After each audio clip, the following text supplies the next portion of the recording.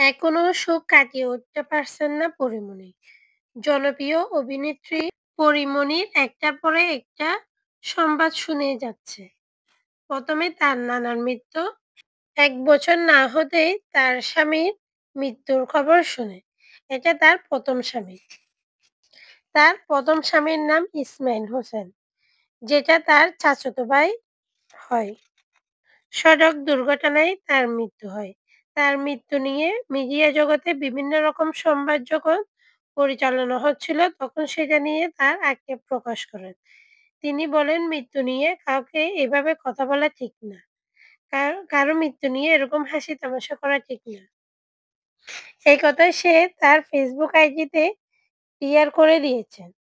স্বামীর মৃত্যু হতে না হতে তার খুব কাছের আরেকজন মানুষে তার জীবন থেকে হারিয়ে গিয়েছে।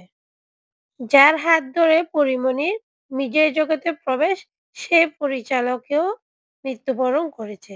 যার শোকে সে অশ্রুহীন হয়ে পড়েছে। আসলে মৃত্যু জিনিসটা এমনই। কখন কাকে চলে যেতে হবে সে কথা কেউ বলতে পারে না।